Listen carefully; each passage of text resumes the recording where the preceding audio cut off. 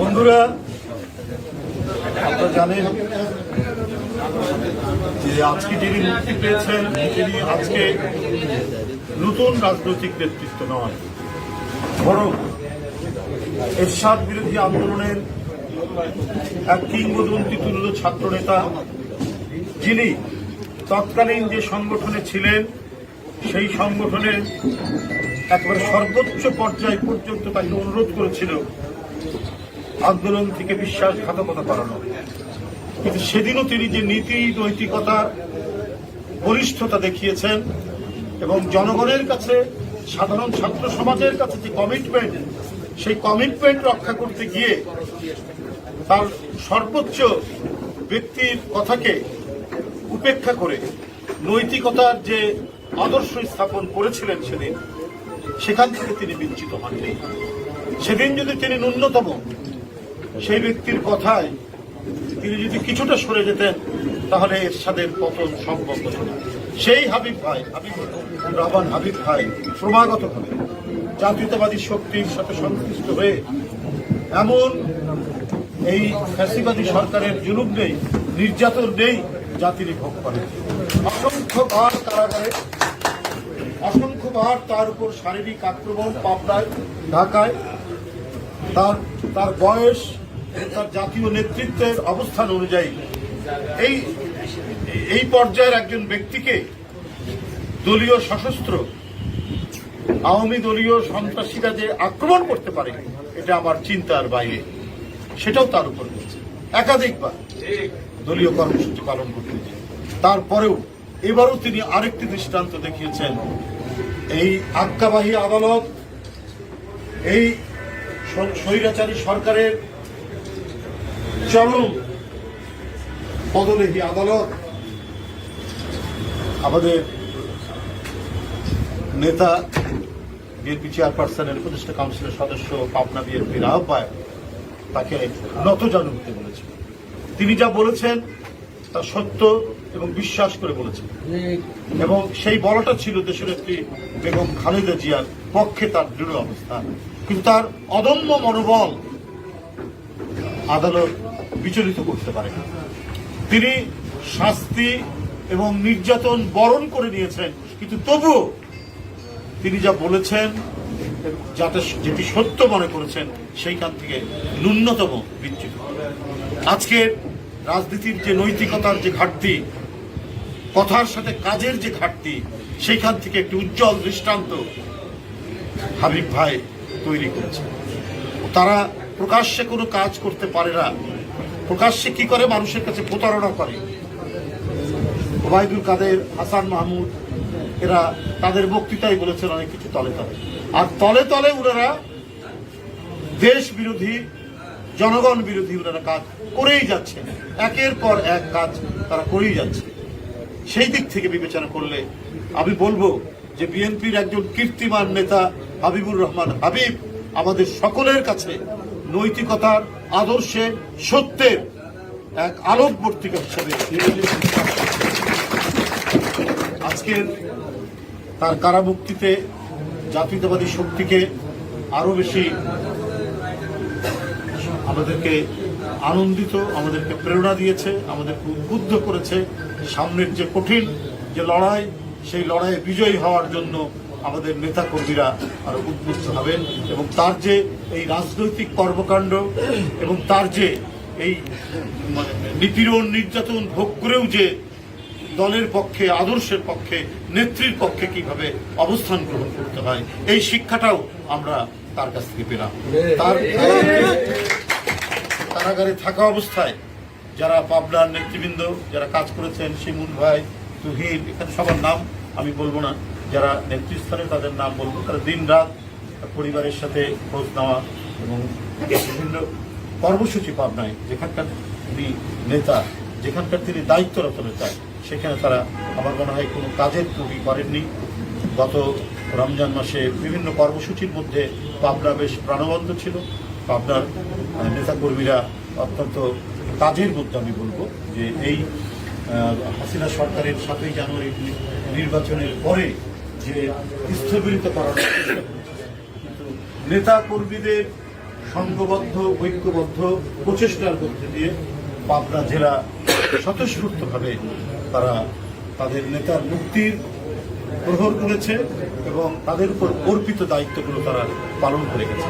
আমি পাবনা জেলা বিএনপির সকল অঙ্গ সংগঠন আন্তরিক ধন্যবাদ জানাচ্ছি, আর ধন্যবাদ জানাই যিনি আজকে সত্য এই মুহূর্তে যিনি কারামুক্ত হলেন, আমি তাকে কৃতজ্ঞতা জানাই যে তার এই দৃঢ় অবস্থান আমাদের সবাইকে প্রেরণা দিতে। ধন্যবাদ। তার যে উচ্চারণ সেটি সারা বাংলাদেশে জাতীয় শক্তিকে উজ্জীবিত করেছিল। আমরা হাইকেও পাবনা জেলা বিএনপি এবং সমস্ত অঙ্গ সহযোগী সংগঠনের পক্ষ থেকে পাবনার আপামর জনসাধারণের পক্ষ থেকে তাকে আন্তরিক ধন্যবাদ জানাই। এ পর্যায়ে আমরা আহ্বান জানাবো আমাদের সদ্য পাবনা জেলা বিএনপির সংগ্রামী আহ্বায়ক জনাব হাবিবুর রহমানকে তার অনুভূতি প্রকাশ করার জন্য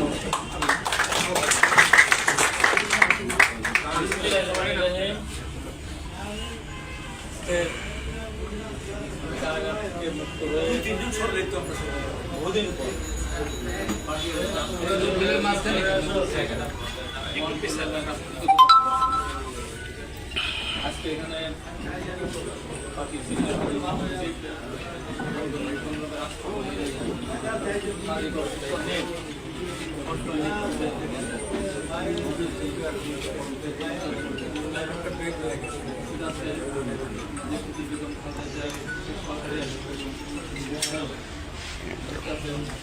কাপাকাপি করে আপনার বিভিন্ন পর্যায়ে তারা কষ্ট করে গেটে গিয়েছিলেন, প্রত্যেকের নাম হয়তো বলতে পারে, অনেকের নাম বলছে, দু একদিন নাম হতে বলবেন, যেমন অনেকের নাম আমি নাম আছে, বাকি অনেকে আছে, সবার নাম বলা যায়। আমি চেহারা সবার আমার চোখের ভিতরে আমি গেঁথে দিতাম, সবার নাম এখন বলতে সময় চলে যাবে। যাই হোক, এখানে আমি এমন কিছু করি না, তবে আল্লাহর কাছে কৃতজ্ঞ যে আমার মুখ দিয়ে আল্লাহ এই কথাটি বলা হয়েছে। আমি বলেছি, যেমন দেশনেত্রী বেগম খালেদা জিয়াকে সাজা দিয়েছিলেন যিনি বিচারক, প্রথম থেকেই বলে এসেছিলাম বিচারপতি আখতারুজ্জামান আপনার মা যদি বেঁচে থেকে আপনার আম্মাকে ইয়েটা করবেন। এখন 73 বছর বয়স মহিলা যিনি হাঁটতে পারেন, উঠতে পারেন, তুলতে পারেন না, তাকে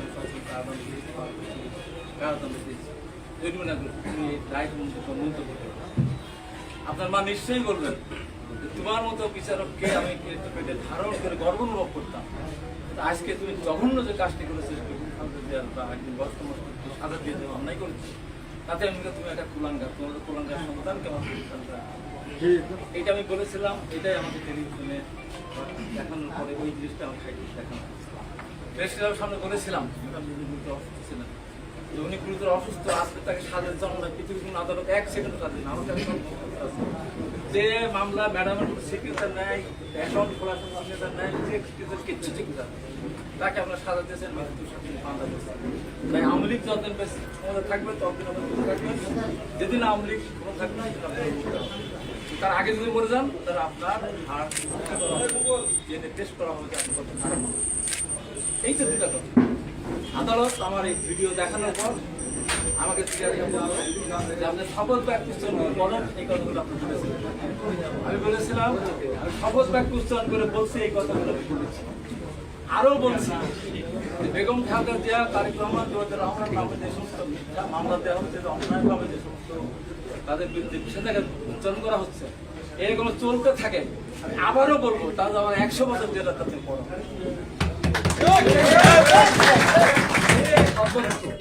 আমাদের অনুভূতির জায়গা, তার উপরে এতগুলো অফিসার আছে, সেইখানে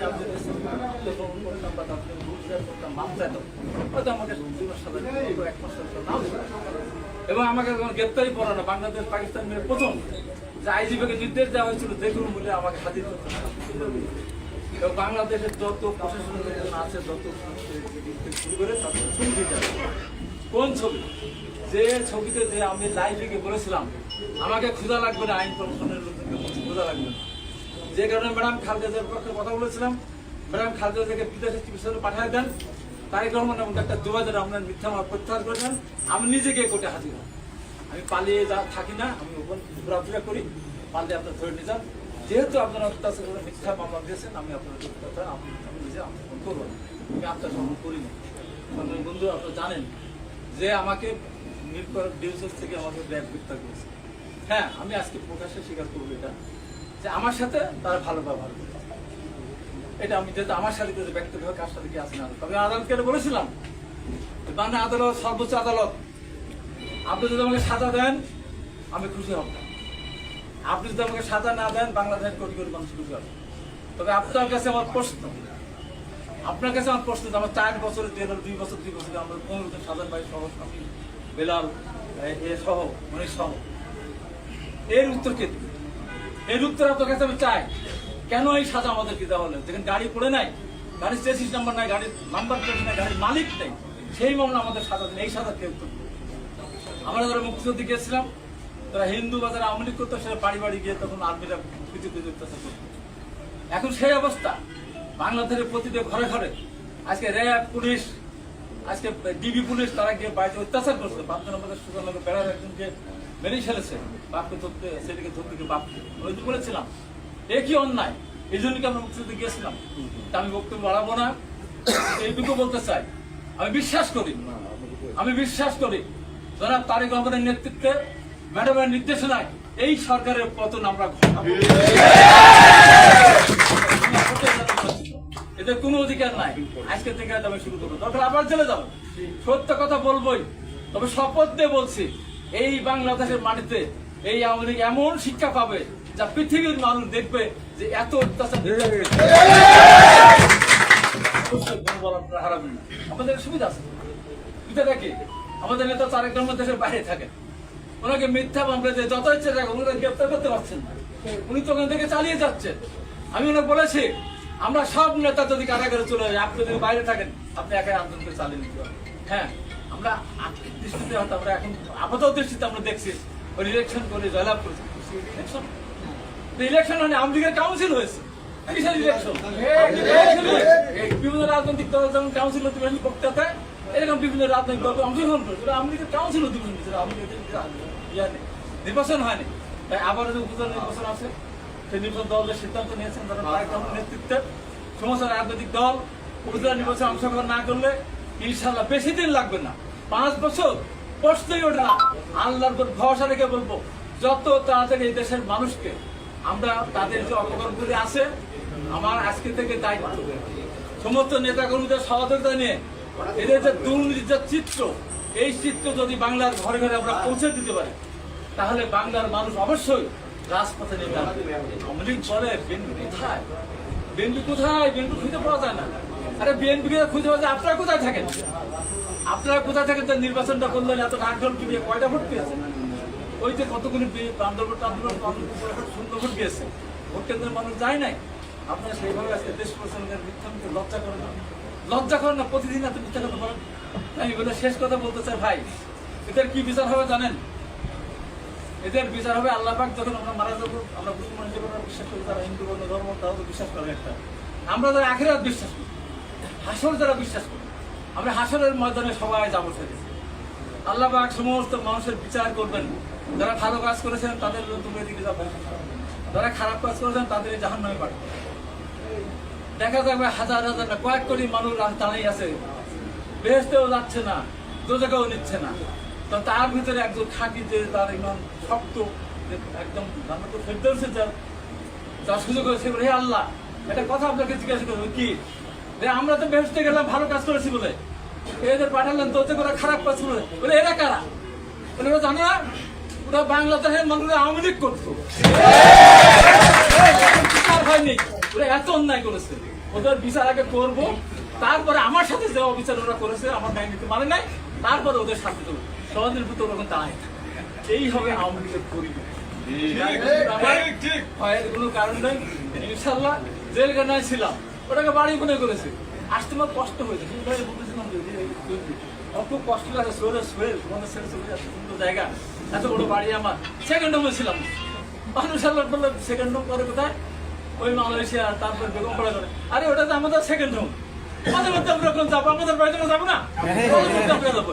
এরপরে আমাদের সেকেন্ড নম্বর ওদের কাছে বিক্রি করবো। এরপরে ওদের পার্মানেন্টলি আমলিগি লোকজন ওই জেলখানে আমরা পাচ্ছি। বলে একটা হেদায়ত করে আসলাম। হ্যাঁ, ওইটাও তো ফার্স্ট আমলি আজে মতো এক করে। আমি আজকে জেল গেটে বলতেছিলাম, ভাই আপনারা মানুষ আমাদের উপরে আপনারা অনেক কষ্ট করেন, অনেকের উপর জুলুম টুলুম হয়, কেউ যেন উহা না করে, এই অভিশাপ লাগবে কিন্তু আপনারা যখন বেড়ে যান তারা করলো, তাই আমরা আপনাদেরকে আরো বেশি করে সুযোগ করি। কেন? এটা আমলিগের চোরা লুটপাট করছে না, এই লুটপাটকারীদেরকে সমস্ত টাকা আপনারা এখান থেকে ওদের কাছ থেকে নিয়ে রাখবেন। এখন যেমন রাখছেন, এখন 5,000 রাখবেন, 5 লাখ টাকা। এই টাকা আমাদের যত লোকজন এই যে জেলখানায় বারে বারে গেছে আর জেল কেটে বাড়িতে টাকা লাগছে না, টাকা দিয়ে আসতেছে না, কারো 2 লাখ লাগে, কারো 50,000 লাগে, আমি 1 পয়সা দিই। এই যে লাগে প্রত্যেকের হিসাব রাখবো আমরা, রিজভাইকে বলবো, অফিস থেকে একটা হিসাব খোলা হবে। যারা যারা যত টাকা দিয়ে আসছেন ওই আওয়ামী লীগের চোরদের কাছ থেকে সেই টাকা ওঠায় প্রত্যেকের বাড়িতে একটা হিসাব।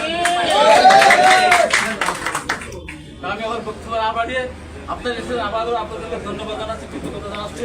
আমার মতো মানুষের জন্য আপনারা এসেছেন, আবারও আপনাদের কাছে আমি করজোড়ে আমি বিনীত নিবেদন করছি, কষ্ট করেছেন, এই গরমের মধ্যে আপনারা এসেছেন। আমি নিষেধ করেছি, আমার বলেছিলাম আসার দরকার নাই, আপনাদের ধন্যবাদ। আপনাদের সাথে আমি থাকবো, আসি ইনশাআল্লাহ, বলেন ইনশাআল্লাহ।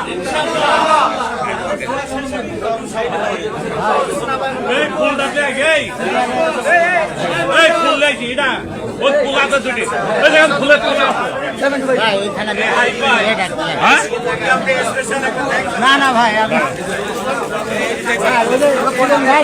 একটা মালা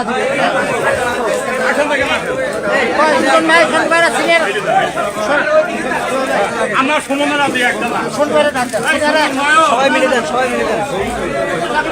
নয়ন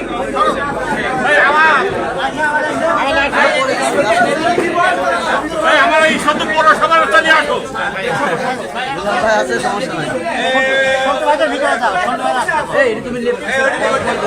আমরা সত্যি বড়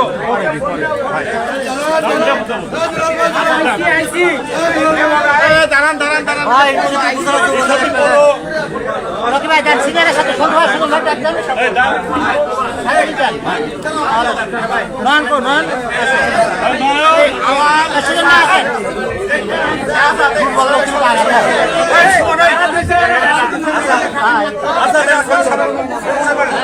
লাইভ চলে, লাইভ।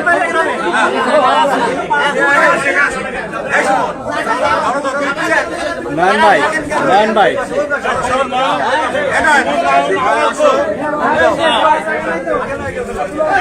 Live live.